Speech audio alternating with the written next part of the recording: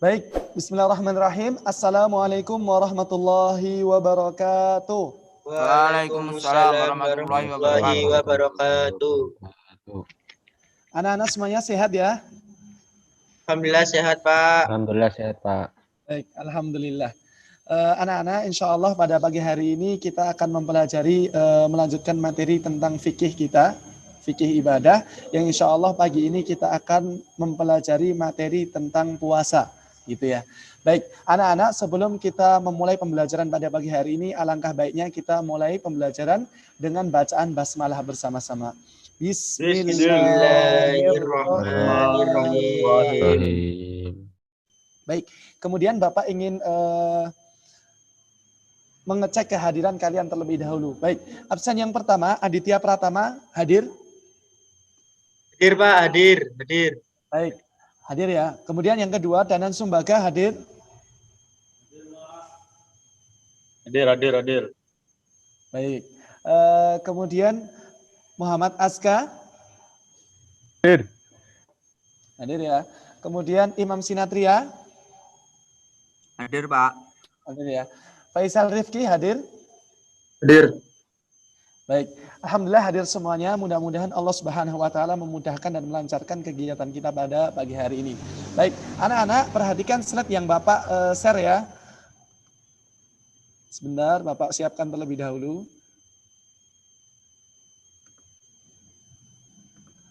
Oke, udah kelihatan semuanya? Sudah, Pak, Sudah sudah. ya? Baik.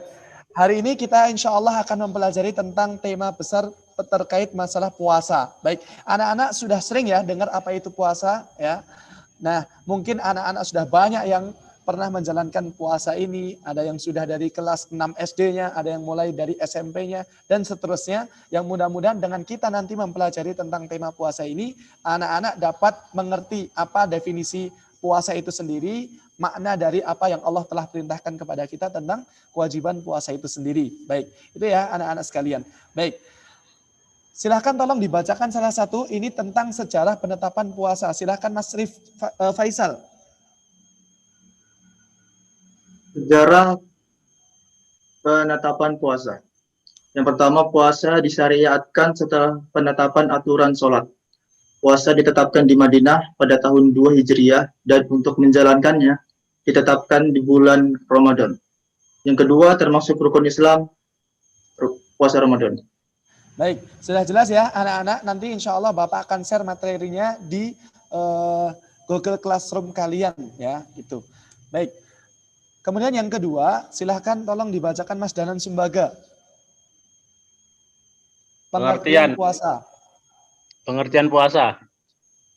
Menahan diri dari makan, minum, dan hubungan suami istri dari sejak terbit terbenamnya matahari dengan niat ikhlas karena Allah Subhanahu wa taala. Baik, paham ya anak-anak? Jadi puasa itu menahan diri dari hal-hal yang telah Allah jelaskan dan dilarang oleh agama ini, baik makan, minum, hubungan suami istri yang telah dijelaskan dalam syariat ini sejak terbitnya fajar, yaitu waktu subuh, sampai terbenamnya matahari, atau yang kita kenal dengan nanti adzan maghrib sebagai pembatal puasa kita, gitu ya. Baik, tapi harus dilandasi dengan niat ikhlas karena Allah Subhanahu wa taala. Baik, kemudian kita akan membahas masalah puasa wajib ya anak-anak. Puasa wajib kira-kira apa yang terlintas dari diri anak-anak? Pernah mendengar puasa wajib apa saja anak-anak? Puasa Ramadan. Iya, betul, puasa Ramadan. Kemudian ada puasa selain Ramadan? Puasa nazar ya. Kemudian puasa kafarat dan seterusnya, puasa qadha dan seterusnya. Nanti insya Allah akan kita bahas.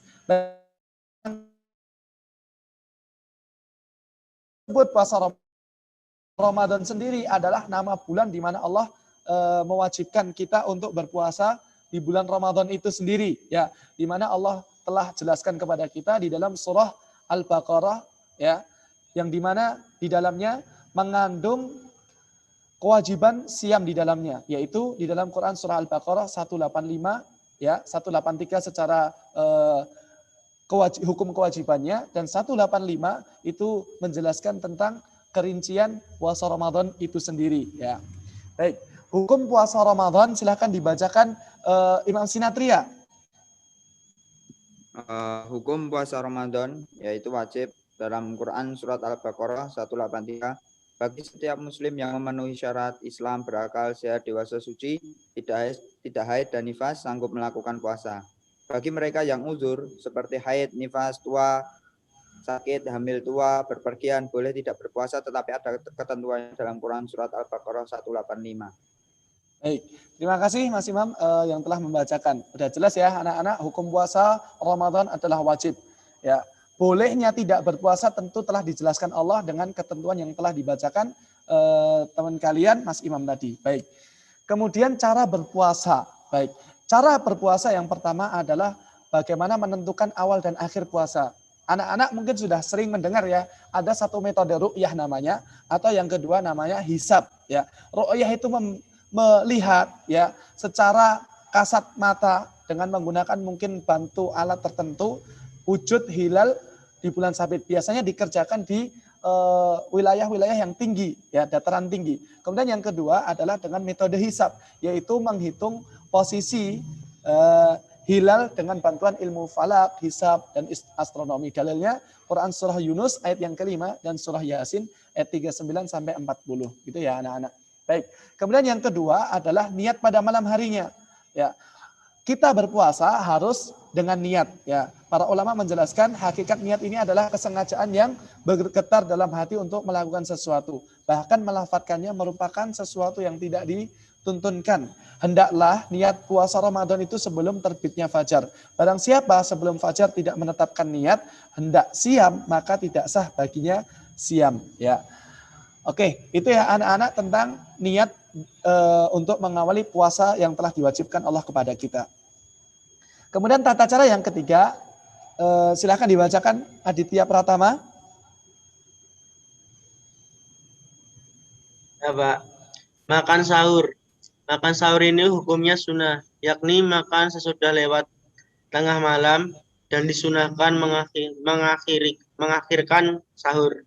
Hadis riwayat muttafaqun alaih. Baik, terima kasih. Jelas-jelas ya. Makan sahur ya, itu bukan makam sahur ya, makan sahur. Mohon maaf salah ketik ya.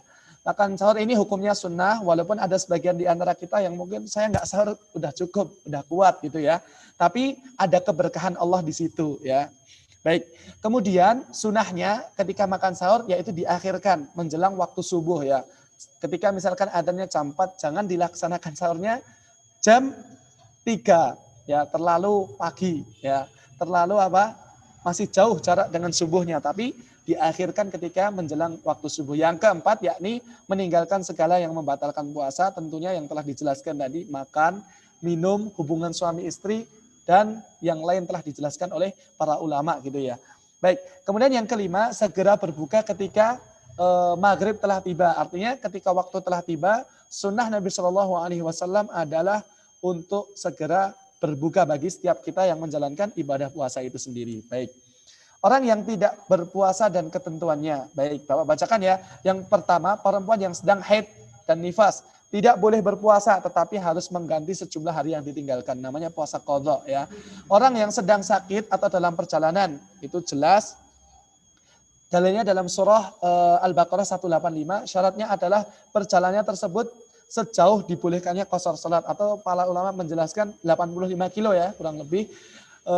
Kemudian mengkodoknya di hari lain. Adapun cara mengkodok puasa itu boleh berturut-turut atau terpisah-pisah ya. Artinya langsung 6 hari itu secara beruntun sekali jalan, atau bisa 1 hari dulu, besoknya enggak, besoknya lagi 2 hari dan seterusnya. Gitu ya anak-anak semuanya.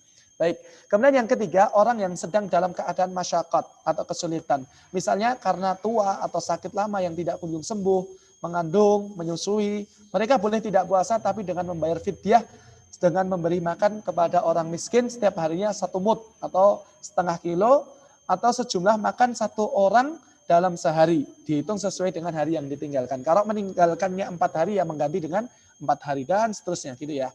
Baik, hal-hal yang membatalkan puasa. Nah, tadi sudah disebutkan ya beberapanya. Yang pertama, diantaranya adalah yang membatalkan puasa dan berakibat mengqadha pada hari lain sebanyak hari yang ditinggalkan, yaitu makan, minum, haid, serta nifas.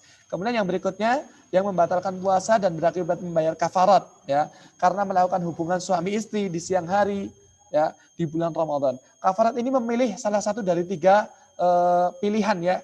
Boleh puasa secara 2 bulan berturut-turut atau memberi makan 60 orang miskin sebanyak 1 mud setiap orangnya. Itu ya anak-anak. Baik. Hal-hal yang mengurangi puasa, Rasulullah mengatakan rubba shaim hadduhu min siyamihi al-ju' wal 'atash.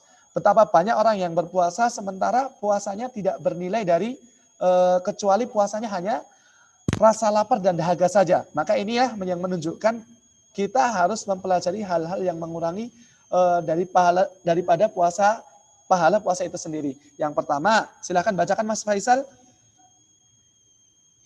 Berkata kotor, terus kemudian hal-hal yang mengurangi puasa, rubba shaimun hazuhu min siyamihi al-ju' wal 'atash. Oke. Perkataan kotor. Yang kedua, pembicaraan Baik. membuat mungkin agak buruk ya. Pembicaraan yang membuat gaduh suasana, bertengkar atau memaki teman, berkumur di sini maksudnya berkumur yang berlebihan ya, dan sebagainya gitu ya. Baik, amalan utama di bulan Ramadan tentunya memperbanyak sedekah, memperbanyak bacaan Al-Qur'an ya, salat qiyamul lail atau taraweh ya, iktikaf di masjid gitu. Baik, selain puasa Ramadan yang diwajibkan oleh Allah adalah puasa nazar, yaitu misalkan kalau kita bernazar sama Allah, ya Allah, kalau saya mendapatkan nilai sekian, saya akan berpuasa. Nah, itu puasa nazar yang harus dibayar gitu ya, harus dikerjakan. Puasa qadha tadi sudah dijelaskan, misalkan kita sakit, nggak keluar puasa, maka diganti dengan hari yang lain. Dan puasa kafarat, tebusan karena melanggar aturan Islam. Baik, kemudian yang berikutnya adalah ketika seorang sengaja membunuh orang Islam dan dia tidak mampu memerdekakan budak, maka ia harus menjalankan puasa selama 2 bulan berturut-turut. Kemudian yang berikutnya, jika seorang melakukan zihar, ya, mempersamakan istrinya dengan ibunya, ini perkataan suami ya, dan ia tidak mampu memerdekakan budak, maka ia harus berpuasa selama 2 bulan berturut-turut. Kemudian ada juga puasa 3 hari karena ia mengucapkan sumpah palsu, puasa kafarat, ya. Kemudian puasa orang yang berhubungan suami istri, gitu ya anak-anak. Nanti materi ini akan Bapak share di platform Google Form yang insya Allah nanti akan Bapak kirimkan kepada kalian. Baik, hikmah puasa yang pertama melatih disiplin spiritual, kemudian yang kedua dasar disiplin moral, kemudian yang ketiga nilai sosial ibadah siam itu sendiri, puasa itu sendiri, yang keempat tentunya adalah kesehatan jasmani. Itu ya anak-anak. Baik, yang berikutnya adalah tentang tugas. Baik, silahkan nanti anak-anak membuat materi berbentuk PowerPoint tentang puasa-puasa sunnah ya. Kan ini Bapak sudah menjelaskan puasa wajib, silahkan nanti anak-anak membuat materi di rumah ya tentang puasa-puasa sunnah, lengkap beserta pengertian dan dalil yang mendasari, jenjang waktu sepekan, silahkan dikumpulkan via psikologi ya, yang akan Bapak sediakan kepada kalian. Gitu ya anak-anak, ada pertanyaan? Cukup ya? Baik. Cukup ya, dapat difahami. Sekian ya, mungkin dari Bapak. Kurang dan lebihnya Bapak mohon maaf yang sebesar-besarnya. Nun wal qalami wa ma yasturun billahi fi sabil haq fastabiqul khairat. Wassalamualaikum warahmatullahi wabarakatuh. Waalaikumsalam warahmatullahi wabarakatuh. Syukran Ustaz.